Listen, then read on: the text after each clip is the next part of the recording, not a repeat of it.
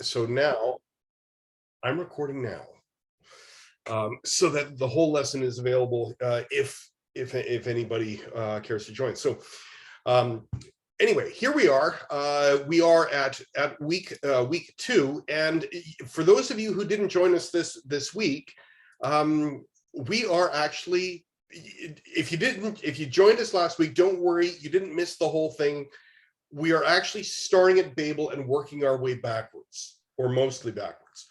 John, when I looked up this, and I didn't find it because it wasn't recorded, I did find something that you did for St. Matthew's. Yes.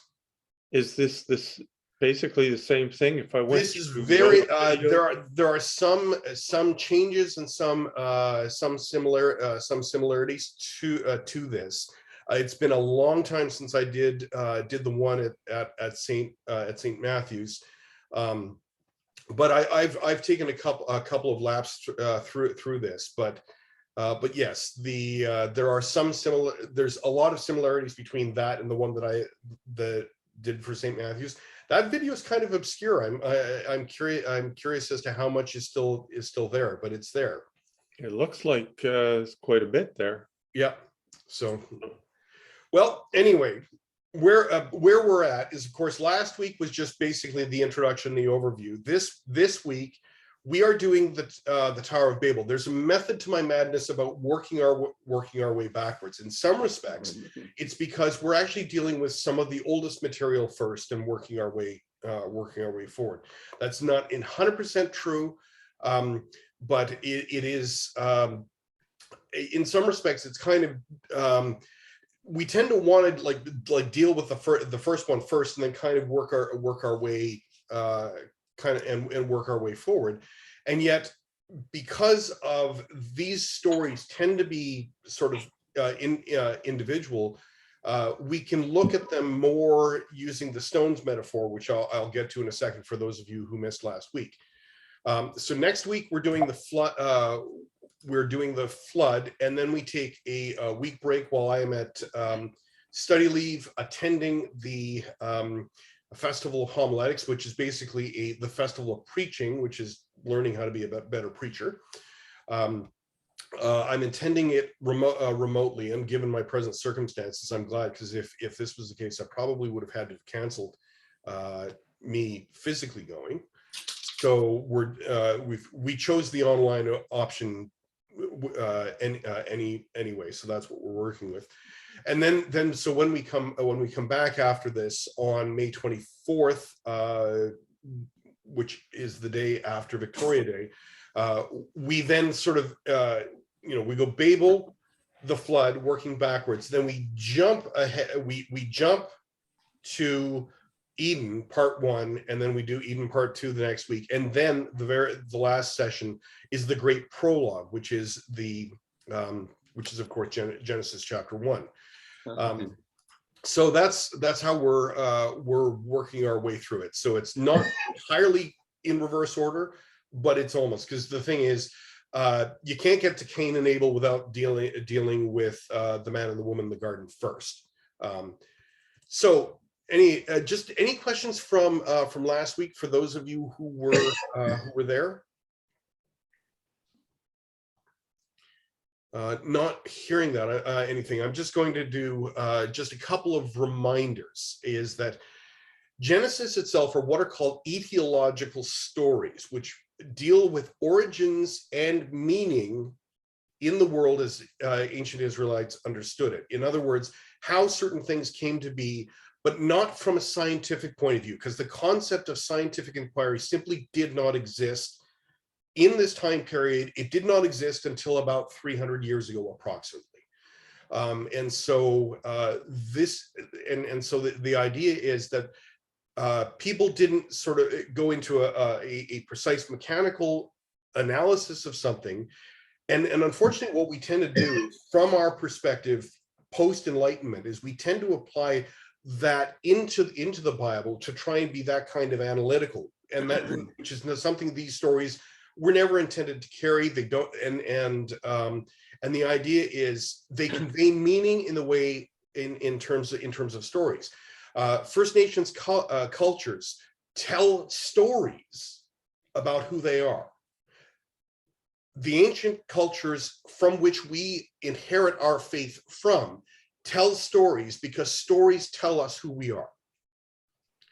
And the other thing is, myth is not a bad word at all.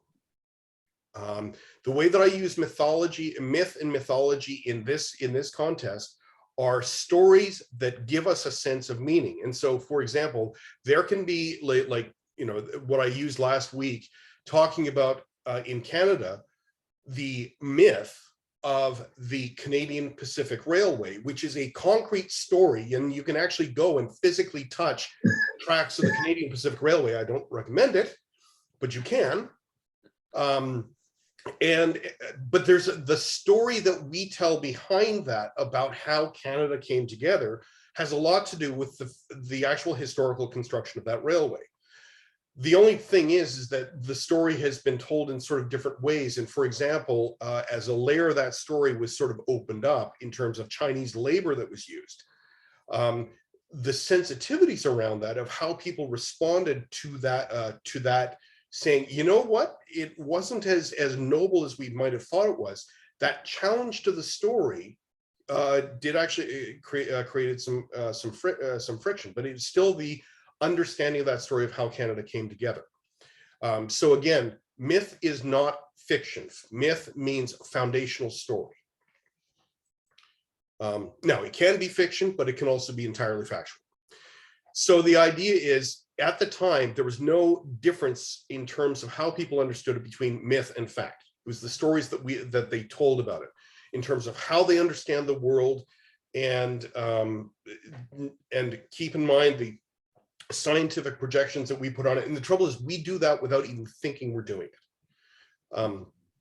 I picked the background that I have here deliberately, even though I really should be using a different background for this. And so the main thing is to understand that it's about meaning, storytelling, and who we are is the most appropriate way to talk about myth, as opposed to the common usage that myth equals fiction. So what I want us to do is come back to the concept of the think inside the dome. You might remember this from last time, is that in order for us to understand Genesis better as a whole, I mean, it really comes to light when we deal with Genesis chapter 1, but in terms of the entirety, but it also comes to play in Babel. It comes to play in the story of the flood, less so in the story of the garden, and very much so in the story of creation or the first story of creation in chapter 1. So in order to help us understand that better is that the thinking inside the dome. So some of you might remember this diagram from last week, and for those of you who didn't, buckle up. I'm going to review this again. The ancient Near Eastern cultures perceived the world more akin to something that looked like this. And some of these terms that you see come up as I add them are different components as to what the world, how they understand the world to look like. And so you have, can you see my mouse here? Yeah. Okay, so you have the earth. You have what are called the pillars of the earth upon which it sits. You have the waters underneath the earth, sometimes referred to as the great deep, or in Hebrew it's tehom is the word. And I'm going to come back to that word in a little bit. Then you have the pillars of heaven, which are the mountains, and the mountains are what actually hold up a dome above us, because not only are there waters below us, but there's waters above us. And how do we know that? Well, the sky is blue, and water periodically falls from it. Makes perfect sense from their point of view. Okay. And then, so the dome is sometimes referred to as the firmament, like the heavens are telling the glory of God, and the firmament proclaims his handiwork in terms of if you've ever sung Haydn's The Heavens Are Telling, or as my dad used to like to call it, the heavens are yelling. But the idea is, for example, the stars weren't balls of gas, some, millions and millions, thousands and millions of light years away, like we portray behind me here. But rather the stars were actually hung on the dome. And well, how did they know that? Well, they kind of, periodically they'd fall because, the dome would get rattled. And so they created a direct correlation. If there was an earthquake, people often claim to have seen shooting stars, or they associated, if a star fell, there must have been an earthquake someplace because things got rattled. And then, of course, underneath all this is the Sheol, or the underworld. And I mean, even Greek Greek cosmology included that. Like the underworld was referred to as Hades, which you may be familiar with in terms of that name, because Hades not only was a place, but it was also an individual. So think of this snow, and I think when I first brought it up, someone said this looks like a snow globe, and that's exactly the kind of image I'm hoping for you. If it makes it easier for you to remember, think snow globe. So keep this in the back of your mind as we're going through the story.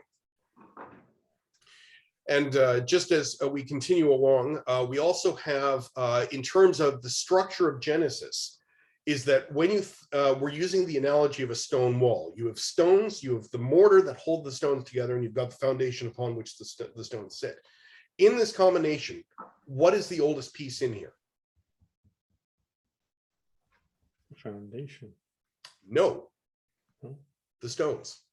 Yeah. The stones can be millions of years old, because if you gather stones together, yes, you build a foundation first, but the stones are gathered from different places and then placed together and held together. But okay, so I think of it differently. Yes, I think of it as the foundation can be made up of stones. it can be made up of stone. Yes, and so that's where I was coming from. Yeah, really what I'm trying to get at is that the individual stones are older than are the oldest part of the whole structure. I don't agree. Yeah, as opposed to the whole, like if, for example, Hadrian's Wall in the north of England, the stones there were pulled together and assembled as a wall. But the individual stones in Hadrian's Wall came from somewhere else. They were pulled together and they pre-existed long before Hadrian's Wall, and they were assembled. And that's the analogy that I'm working with here. So think of the stories of Genesis as the stones, as opposed to the foundation or the mortar. And so roughly what we're looking at is the stones themselves represent the stories. The genealogies are kind of like the mortar that holds it all together. And the preamble or preambles, because there's more than one, are what everything's kind of stacked on and assembled. But it's like when the wall comes together, it's built up on a foundation. Even if some of that preamble is built on something older, you're still dealing with when the whole thing comes together. All right, so this is the approximate outline that we showed last week. And specifically, you have these different components: the creation of the world, the story of Eden, and so this is week 6, weeks 4 and 5, and then you have the pre-flood generations that includes a genealogy, and also this thing, the marriage of the divine beings with women. We're going to talk about that next week. Just put a pin in that one, and then the populating the world, and then the so-called prideful city. And with everything else. So, and then of course the genealogies. And so we have roughly three broad things in here. The stories, the genealogy, and the preamble. And I've got a little head appearing on my shoulder periodically. Ian, can you go downstairs, please? Ask Mom. I did, but she said Close the door. 30 minutes. Close the door. It hasn't even been 30 minutes. Like I said, he's It's got been 30 minutes, Dad. Ian, please. I'm Has it been 30 no minutes? Ian. I'm serious. Has it been 30 minutes? Not to me. Back, please. Sorry about that. All right. So stories, genealogy. There is a reason why I do this from the church most of the time, but because Dad needs to be in the room by himself. Does not always compute for a 7-year-old who wants toast like right now. So anyway, so what we want to do is this. At this point, we are looking at the stones, the individual stories that have been assembled together. And so what we want to do is look at particularly the story of the Tower of Babel. How old is it? Well, in fact, it probably is one of the older stories in the Bible. And now we have to make a distinction here. Written languages are a relatively new thing.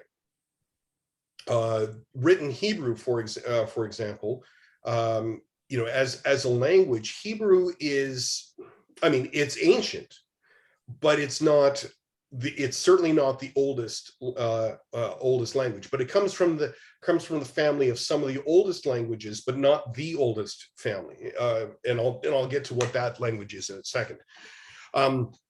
But Babel itself entered into the written, what we consider to be the written biblical record around 1,000 years before the birth of Christ, right in and around the time of King David. It has markers in it that indicates that in fact it is an older story that was told as part of oral tradition, and we'll get into that. So that it is very likely older than its time, but in terms of its written form, maybe not even its current written form, but its original written form, that's where Quill hit ink and hide for the first time, putting it down, at least as far as the Bible is concerned, around this time.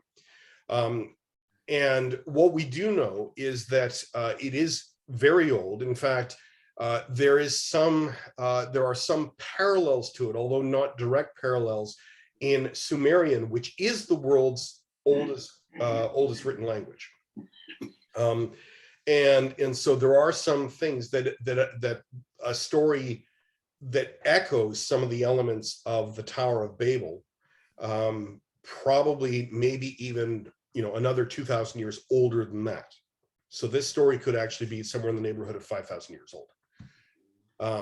But it's kind of hard to say.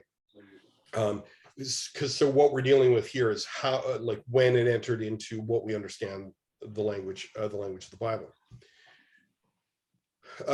So a couple things when working our way through this is that we tend to view our means and methods of storytelling as being a personal, private affair. People read books, and at best you might get a book club where people come together and talk about the book. Some of the Bible studies that we have, sometimes people go through and they'll read aloud and do that kind of thing, but you're still working with a physical book. And so that it is generally private reading, or, for example, if when you're telling stories to children, you gather around, but you're still using a book. But the book itself is the primary means of delivery in terms of how it is actually the story itself is that at best we sit around to someone else reading a book aloud. This is an example of modern literate storytelling. On the other hand, oral traditions, it is literally impossible to do private storytelling with oral traditions. It is always a communal act, even if the community is two people. It cannot be done by, oral traditions cannot be done by one person at all. So most of the time, stories are actually told at communal gatherings. And so quite often, there's a couple of ways, there's a couple of modern equivalents to the types of oral traditions that we have, as humanity, have inherited, that come forward. One, of course, is storytelling around a campfire. I mean, how many of you have been around a campfire while stories have been told? Oh, yeah. Okay. And quite often, the people who are best at it, they're not reading from a script. They're telling it and doing it as they go. Growing up in Scouts, that was a very common thing that these kinds of storytelling goes. So oral traditions themselves, this was the primary means of transferring stories by word of mouth, by community, by storytelling. Now, the trouble is, I don't like the word illiterate, okay? Because illiterate has certain connotations today of, if you can't read, that's bad. Because we live in a culture that's so literate that you literally cannot get around without actually having some degree of being able to read. Even people who are functionally illiterate are able to, at least to a certain degree, be able to navigate their way around by following signs and the like, because we've learned how to at least read to a certain degree. But even in the time of Jesus, the actual literacy rate in the Near East was somewhere south of 5%. Whereas now we live in a culture where the literacy rate is 98, 99%. And so that shift is something for us, is hard for us to get around. And so stories are told primarily by telling them. They're transmitted by telling them. And unfortunately, we've created a little game that is actually a very bad analogy for how oral traditions work. Have you ever heard of a broken telephone? Mm-hmm. Okay. Yep. The idea is you're in a circle and someone whispers something, and you go all the way. Everybody kind of whispers on their way around, and to see what it's like when it gets back to the originators. The reason that that's a bad analogy is because storytelling is never done as a direct whisper one to the next. It is done in a group of people. And so in telling it to a group of people, generally, for the most part, the things that are continuously transmitted are done so in the recognition of the community that hear it. So someone, if someone is embellishing or goes off on their own, it's kind of like, that's not how it goes. They'll be heckled from the group. So the broken telephone, while I understand how that works, is not a good analogy for understanding oral tradition at all. Because there are easy to remember formulas that help us memorize what those stories are. And there are we have modern analogies of a bunch of things. So for example, I'm going to tell something that is purely an oral tradition. A priest, a rabbi, and a Presbyterian minister are all in a boat fishing. And they're out in the boat, and one of them realized that he needs to use the washroom. So he said, okay, well, and then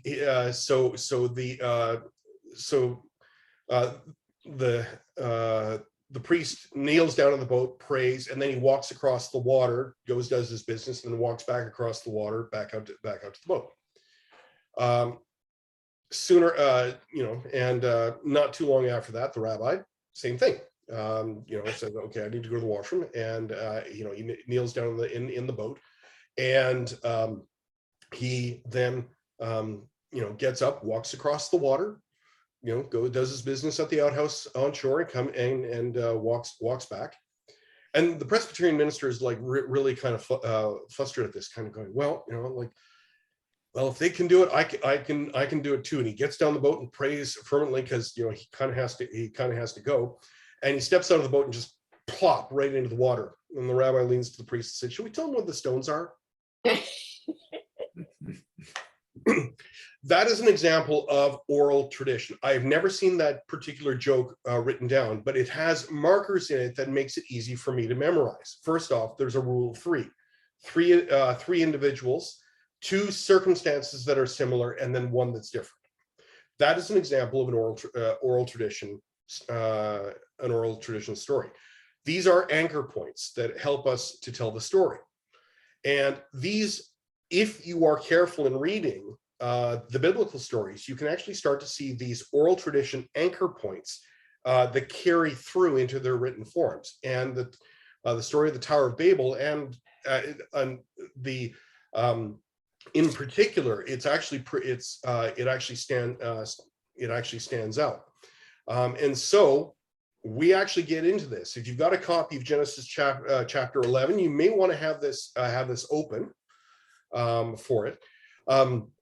Now, I will slightly apologize. I had to transfer this particular file to a Macintosh, so the animations don't quite work the way that I want them to. So I've had to do some adjusting. So what we have at the beginning of the story of the Tower of Babel is one language and one place. That you have, in those, there was one language in one place. In fact, let me just pull it out and actually read it to you.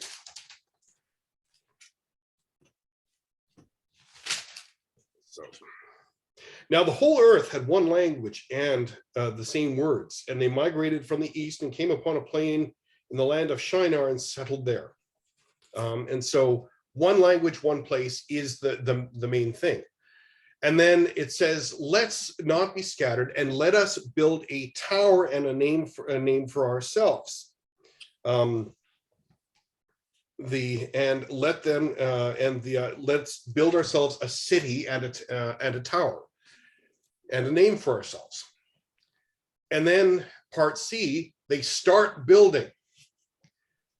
And in this process, God shows up, or more specifically, the Lord shows up. Now, for those of you who were here last week, it matters whether or not the way that God is described is as God or as the Lord. And another clue for the age of the story is that God shows up and comes and looks at it all. And this is specifically the Lord, Yahweh, shows up. And and says, you know what, they might be able to do something, and decides, you know what, I'm gonna mess this up a little bit. And then sort of in reverse order, all of a sudden the building stops because of the confusion. Then God's name rules supreme, and the people are scattered all over the earth. And then there are many places, many languages, and people lived in many places. I mean, that's a very broad overview of an ABC CBA pattern. That if you look at this, the way the story is told, it actually goes down ABC and then goes back up CBA. Kind of think of this as that's sort of a pattern. That's an example of an oral tradition telling of things. But I'm going to get back into some of the why and the deeper meaning in that. But that's an example of an oral tradition structure. And so what we have is in the story of the Tower of Babel is we have these anchor points that this is characteristic of a story that was originally transmitted in an oral tradition before it was ever written down. And so one of the parallels, for example, this goes back to the Sumerian, which I had mentioned earlier, is there are some parallels to a Sumerian story called Enmerkar and the Lord of Arata, which you can see right there. That the Hebrew Bible is not the only place where this particular story is found. Similarly, when we deal with the story of the flood next week, there are extra biblical examples of a similar story. So we have that kind of thing. So here's a question: if the the story of the Tower of Babel is as old as it is, why is it included in the Bible? And so again, when if we're using the analogy of the stone wall, you're using an older story to place into something that is newer. It's because when someone, especially if someone is building a stone wall, they look at the quality of the stone and say, will this structurally build this stone? Because if not, they'll set it aside. It isn't they just take every stone they can and shove it in there. There's a reason and a method and a method to the madness of why this particular story was included. And so this is the better question to ask about the Tower of Babel, is to ask the question of why was this included in the first 11 chapters of Genesis?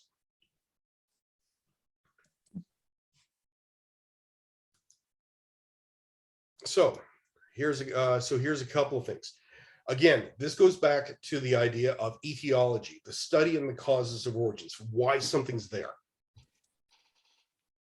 And one of the things that the stories in Genesis, they provide us with at least try to provide us with a framework or an understanding as to how certain things came about. For example, Tower of Babel, it answers a fairly simple question as to why there are so many different languages and cultures in the world, even in the ancient world. And so not so much a rational or a scientific explanation that we've come to expect, but a storytelling one. And it's done through done through story. And so specifically, I've already covered that particular point, but here's an interesting thing. This name, the word Babel in ancient Hebrew is very close to Balal, which means confusion. You can see if you look at the shape of the letters in the Hebrew alphabet, you can sort of see it, that the only difference you have is in the middle letter. That you actually have two of one sound and one of the second versus one of the first and two of the second. Babel, Balal, and Balal in Hebrew means confusion. But there's also an additional reason there, that there's that Babel also sounds like another word that when Genesis as we presently have it was being assembled, there's another layer to this as well. What you have is an older story included for a newer reason. And one of the things is, when we did the evolution of the Bible, we covered that the Genesis as in its present form came together roughly between 585 and 500 BCE, give or take, in the 6th century, in its present form. And so the overarching political situation, and the most important thing, is the exile in Babylon. Now notice there's a phonetic Babel right there. Yeah. Okay. So so Babylon or Babel, and in fact, often the word Babel or Babel in Hebrew was used in reference to Babylon, and it was a short form, and in relation to their captivity. Like, curiously enough, if you read the story carefully, the name Babel is not applied until the story's over. It doesn't say at Babel they did this. It said, you know, like at the end, this, like most of the time, this, we could also call this story called The City and the Tower. But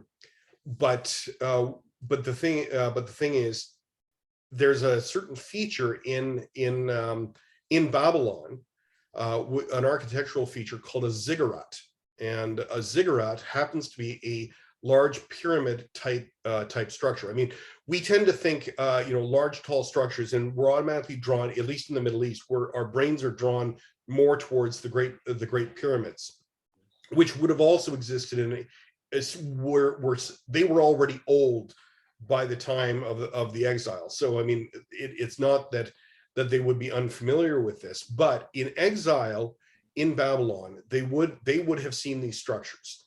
And one in particular in Babylon is called Etemenaki, and it was called and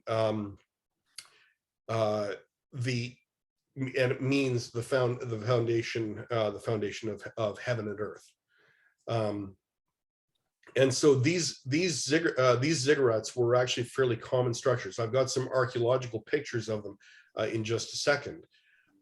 Because even though they were common in around Babylon, they actually predate Babylon as an empire, as a city, or as an empire as well. But they're made from oven-fired bricks, made from mud and straw. And guess it was what is referenced in, you know, we make bricks from mud and straw.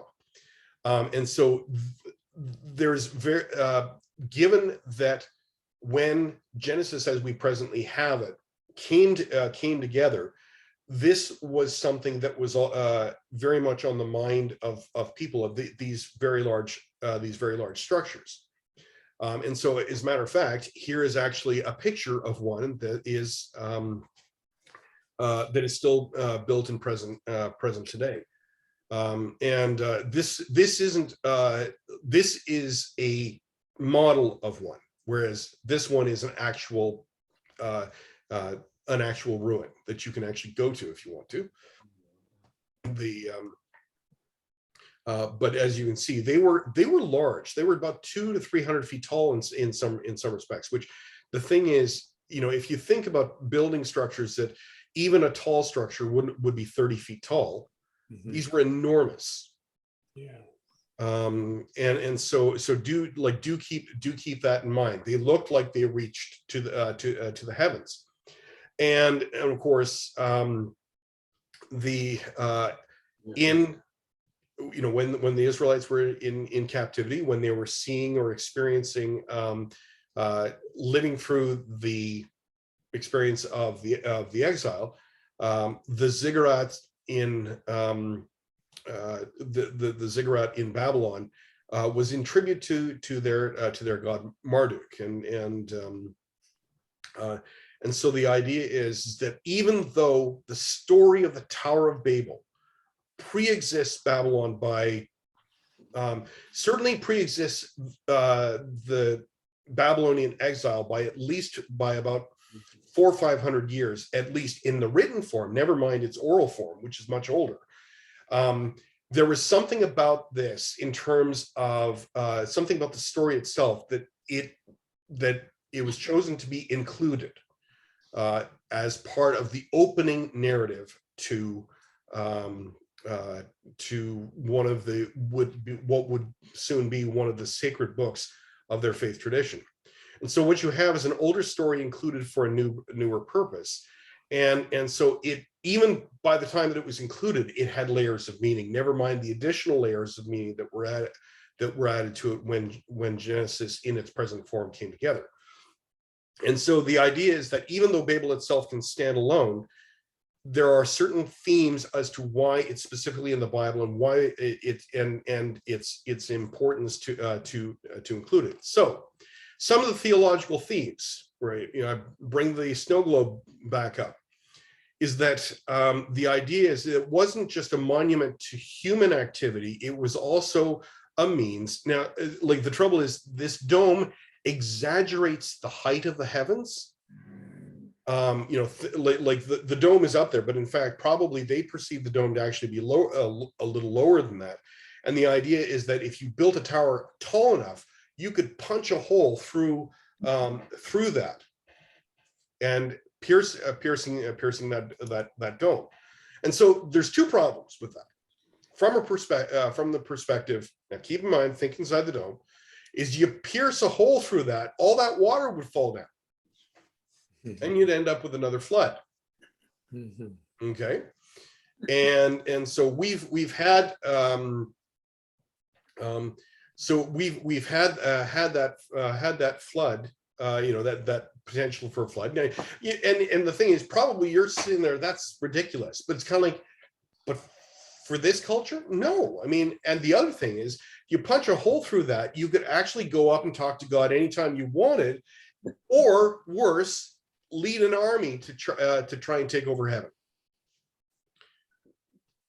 So there's that, but also it becomes a definition of what's called hubris, which is more of a Greek word, and the idea is that hubris is excessive pride or arrogance, and usually for example, in Greek tragedy, hubris is a common theme of excessive pride or ambition that leads to a downfall.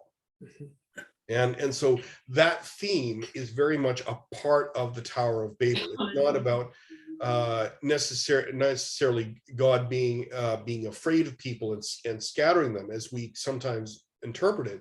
It's about the hubris of humanity, of that sense of excessive pride, that we could play God or be God, and so the idea is that quite often this is a fairly common theme of one's pride or arrogance leading to a fall. To borrow a line from Proverbs, pride goes before a fall. And so the idea is that the actual building itself was an act of hubris, and the scattering is a reminder of who's in charge. Now that's one piece of it. But there's other theological themes as well. Quoting from Star Wars here. I'll just leave that for you. It is May the 4th. Tomorrow. Well, close enough. Close enough. There's my brain fog coming in, but close enough. And then there's the revenge of the Sith, or the 6th. The 5th. which of course is Friday. So part of it, one of the main themes, and we're going to keep coming back to this, there is a fairly common theme running throughout Genesis, is this this writing against the Babylonian exile, or writing against the captors. And it's not just present in Genesis. I mean, of course, you also had it in the prophets, to a certain degree. Ezekiel, because like he saw the fall of Jerusalem and into the exile. But you also have what's referred to as Second Isaiah, from chapter 40 through 66, that deals specifically with the exile as well. Is that is very much in the consciousness of people. And so the idea is that, they're looking at the grandiose scheme of the Babylonians, making the same mistake as the tower. And at the time that this was all coming together, the Persians under Cyrus were in process of rising. So they saw the fall of Babylon coming as well. So there's this underlying political structures as well. And so, as I mentioned before, the story itself is, we call this as the Tower of Babel. It may have been intentionally retro-named, because the word, that this was, let's see, where is it here? Therefore, in verse 9, therefore it was called Babel, because the Lord confused the languages of the earth, and from there the Lord scattered them abroad over all the face of the earth. There's an underlying implication that this is going to happen to Babylon. Hence why this point is there. So, as I mentioned before, Babel, Babylon, Balal, confusion. So there's a word play, and so the name came later. So we mentioned in terms of this against Babylon is that the idea that ultimately the plans of the Babylonian will be confounded, confused, overthrown. And we know that that actually historically did happen. And so, and by the time that Genesis came together in its final form, that was actually already underway. But the story of the Tower of Babel may have been told orally and revived a bit during the story of the exile. And because Babylon did fall, it eventually did go down. And so this was very much the case. So we have this. So we want to move through. So the big thing is, like, do we have any questions at this point? When was Nebuchadnezzar ruling? So Nebuchadnezzar, I don't have the exact dates at my fingertips, but roughly, if the approximate date of the start of the exile is approximately 585 BC, and Nebuchadnezzar II is in power at that point. Is that the same Nebuchadnezzar that is it with Daniel or no? Well, most as the historical figure, yes, he's being referred to it at that point, so yes, like the Nebuchadnezzar in Daniel is referencing the historical king, even if the stories in Daniel kind of get a little on the weird side. It's kind of interesting. I have another question here, but it's just flown out of my head here. Okay, well, if it flies back in, that's fine. Probably will. So I'm just going to mute myself for a second.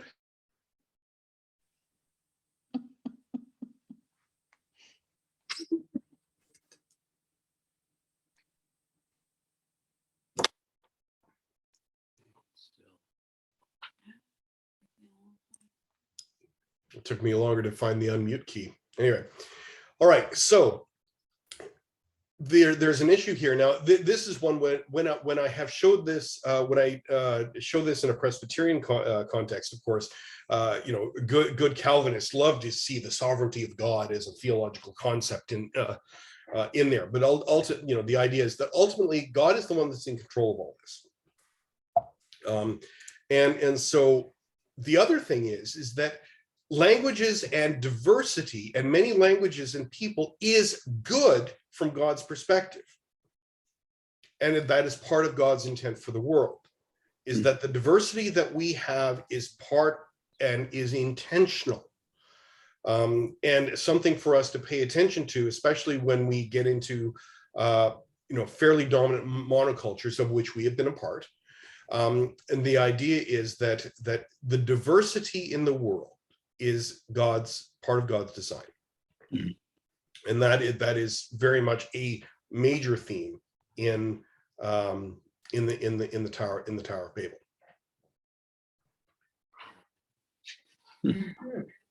So now Babel itself, of course, gets there's several echoes of it. I've already mentioned in terms of things like to a certain degree, although it's a little harder to fish out in things like Isaiah or Ezekiel, but in the New Testament, there's also some elements of it. For example, the story of Pentecost is you have many different people from many different places all understanding the same thing. this is actually the intention with this is it's the story of Pentecost is the reversal of Babel, a message that everyone can be unified under. So that's not so much a reversal of the diversity, because people are still diverse in Acts, but through God, everybody is able to understand it all together, even though they hear it in their own language, and that's an important distinction in Acts. Also, the theme is also present as far as the themes of hubris, and of course we have that in Isaiah, Psalms, Proverbs. Pride goeth before a fall, for example, but we also see in Jeremiah and Ezekiel that kind of language as well. And in terms of beyond the Bible itself, this one I kind of left blank, and I'm realizing in my COVID fog I had something to say and I can't remember what I was going to say. As far as this one is concerned, so I've kind of blown through quite a bit of this. So like at this point, I'm largely finished this section for the time being. But now I wanted to throw it out to questions, because I realize this is kind of like, here's a bucket of water and I'm just splashing it on you. And a lot of it may have hit the floor, but that's okay. You're still wet. But what I want to do now is kind of have a chance to take a couple steps back and say, because I can drop back to any of the slides and just be able to address any questions. And I should have said this early on. My rules here, as far as questions are concerned, is that there's no such thing as a stupid question. There's never a bad time to ask it. And as long as you understand that the answer "I don't know" is okay. Can I ask a question now? I still don't have a very clear understanding about what you earlier you mentioned that there was something about a different form of Genesis earlier on, or yeah. So part of that is from last week, is that Genesis didn't simply drop out of the sky. Okay, the most important thing to understand, Genesis, and for that matter, Exodus, Leviticus, Deuteronomy, the first 5 books of the Bible did not simply drop out of the sky. One person did not write the whole thing. What you have is you have a work that evolved over time, and scholars, for the most part, kind of break this into approximately 4 different time periods. This is one of the things that I talked about last week. And the idea is that the oldest parts of the first 5 books of the Bible probably date to approximately the time of King David, between 1000 and 950. The way that they're able to kind of figure out what part of Genesis, in this case, let's work with Genesis, is the way in which God is referred to. So, for example, let's go to that structure of this pattern. Is that right there at the very bottom, the Lord. The oldest parts of the first 5 books of the Bible refer to God by by God's personal name, namely Yahweh, which, because of the sacredness of the name, is rendered into English as the Lord. So anytime you are reading the Bible and you see the Lord, specifically in capital letters in the Old Testament, it is referring to God's personal name, which is right here. The oldest, as time goes on, that name becomes more and more sacred. So people are less, the writers themselves are less and less inclined to use God's proper name, and then simply refers to God as God. And the Hebrew word for that is Elohim, which unfortunately I don't have in a slide that I can quickly bring up. So that sort of linguistic archaeology started to put together an approximate timeline of when certain parts of the Bible were written and how they eventually came together. And so in the case of the story of the Tower of Babel, the core story itself is very old. And it entered into the written record very early on because of this distinction, fairly simplified storytelling, but also using the proper name of God. So that's one of the clues as to why it was older. But as as things are copied and rendered, you get new additions. I mean, I don't know about you, but I've somewhere I've got an astronomy book called The Backyard Astronomer's Guide. By the time that I got it, it was in its third edition. It's in its fifth edition by now. And each time they add material, they work with the core material and add to it. I mean, Genesis is like that. At a certain point, though, it kind of crystallized and didn't get revised any further. And that crystallization point was in the years immediately following the exile. And so that's where you get that crystallization point. And so so what you have is, and that's why I use the analogy of the stone wall, is that the story of the Tower of Babel represents one of the old stones that are in there. So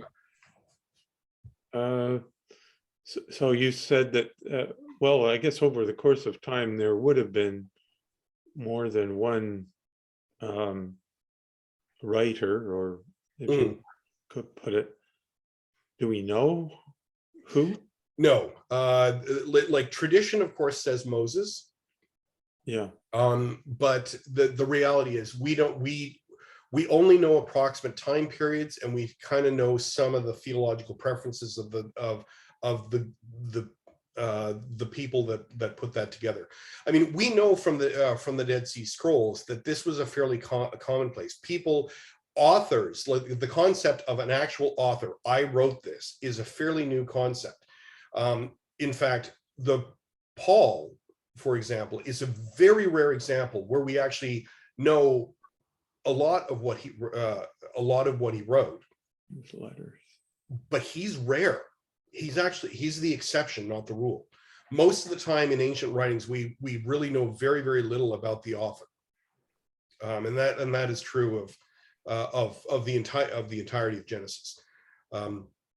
And so, and what you're dealing with, so it's probably better to talk about is that it came together in approximately 4 different time periods. But even then, scholars kind of get into the nitpicky, well, this, and showing clues, using the study of linguistics in terms of language and format, of being able to tell from style that different individuals were writing different sections. And then, but in terms of it actually coming together to a crystallized point, we know that certainly by the time that the Dead Sea Scrolls came around, it was basically solidified, and all they were doing at that point was copying. There was no revisions happening at all. And so you can actually take a copy of Genesis, of which there is lots that were found in the Dead Sea Scrolls, and compare it directly to the copy of Genesis from which we get our translations from, which is which came together 1,000 years later, the Leningrad Codex, what is referred to as the Leningrad Codex of the Hebrew Bible.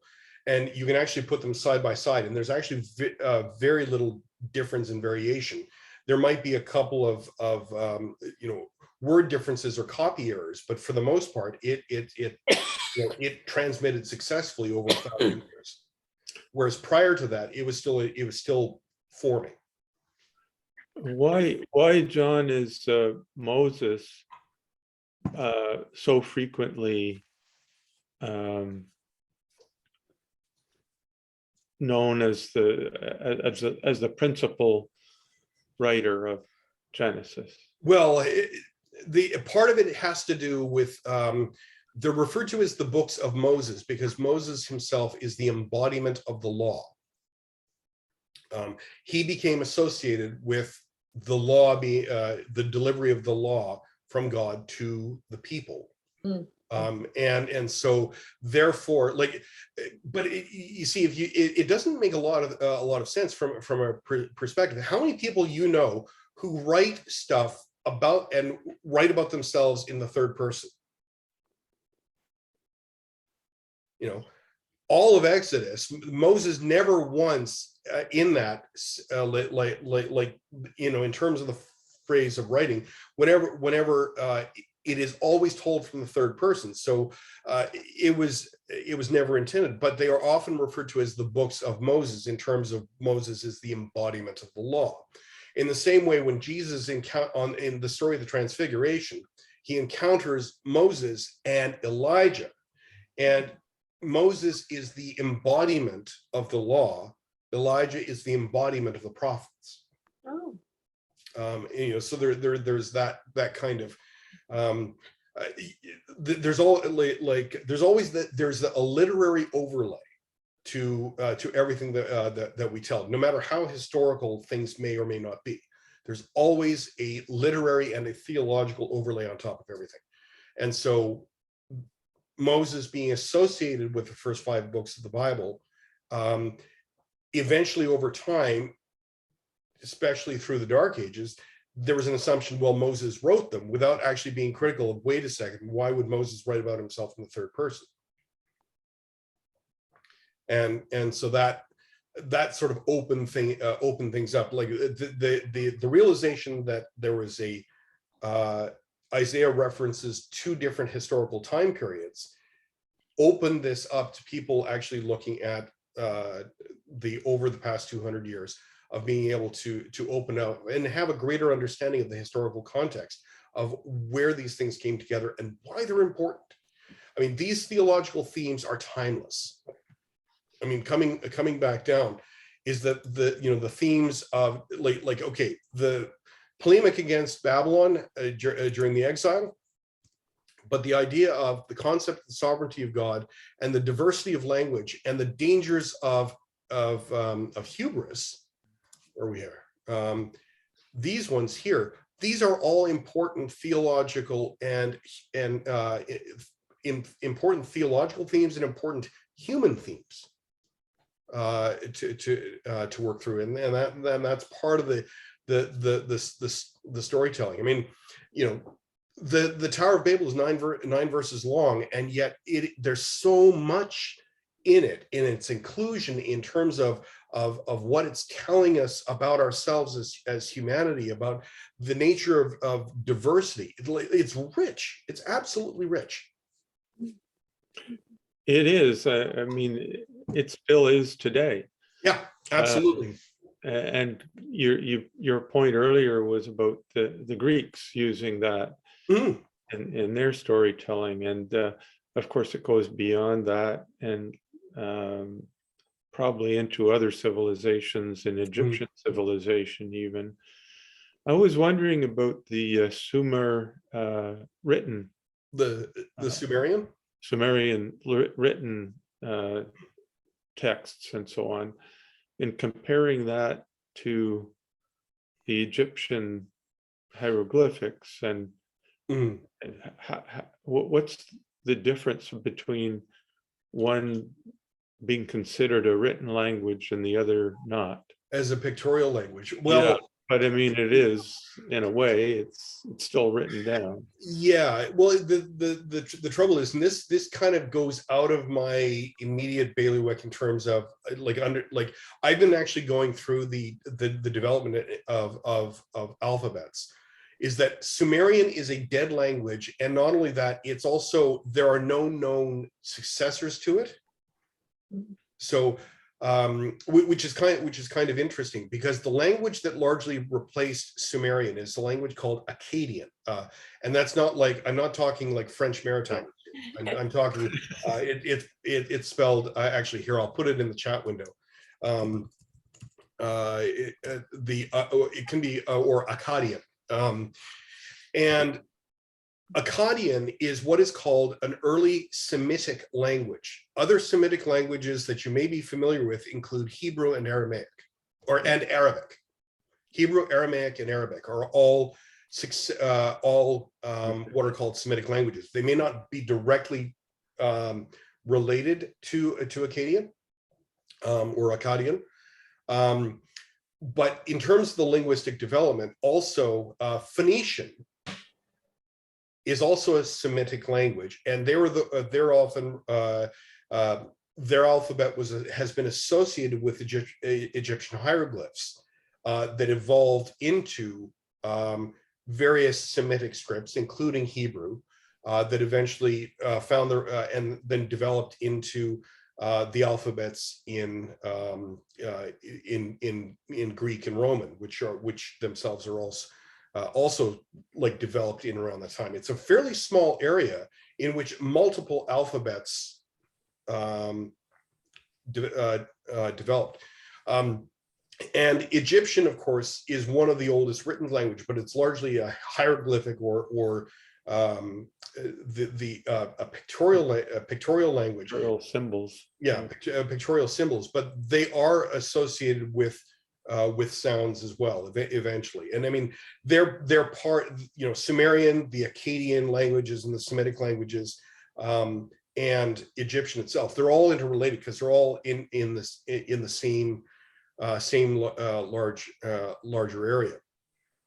So if one is to study Arabic today, linguistically, you're kind of tied to all of this, including Aramaic, Nabatean, and any number of ancient languages.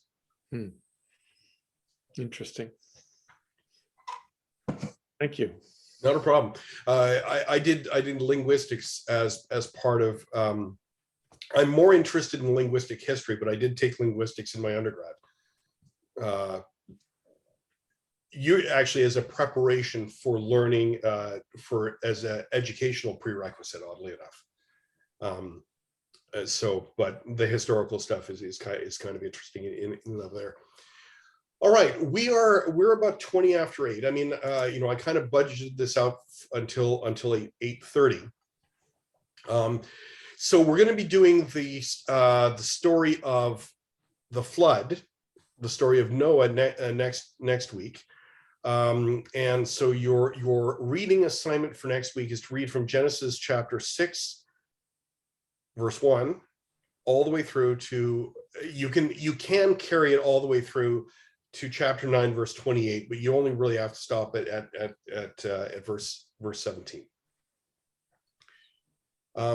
Couple of things I want you to look at. How is God referred to? Read the story maybe a couple of times, because if you read it carefully, this is a story that everybody knows, but I don't think you know it as well as you think you do. Okay. And sometimes a technique that one of my New Testament professors said, and it works also with the Old Testament, is to take us, especially if you're familiar with it, read it several times over until it starts to become unfamiliar. And then certain things will kind of pop up to the top. Okay. Could you repeat the question of what you said? Something about God. How is God referred to? How is God referred to? Is God referred to as the Lord, or is God referred to as God? And if so, what sections? And I'm kind of leading a little bit. Is that what sections? And asking the question: are they grouped into sections? So could I ask a quick question? Sure, Cheryl. We know that the Old Testament is part of the Jewish studies. Mm-hmm. Is it also part of the Quran? No, like the Old Testament, as we currently understand, is not part of the Quran. Did it influence the Quran? Yes. Huh. Are there elements in there?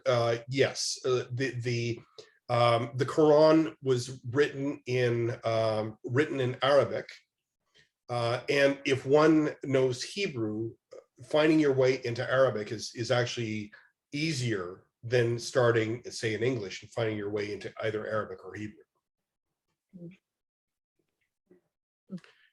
So there are. So in the Quran, is there a story similar to this Tower of Babel? I would have to look. That I can't immediately. There's my I don't know answer. Yeah. Because unfortunately, I do not have a copy of the Quran on my shelf that I can easily grab and look up. And the trouble is, you know, official Qurans are actually only in Arabic, but there are, of course, many English translations. Well, or there are certainly a few English translations of the Quran. There are certainly various creation stories. Where you're more likely to get commonalities is actually for next week. Okay, Okay. thank you. It was great.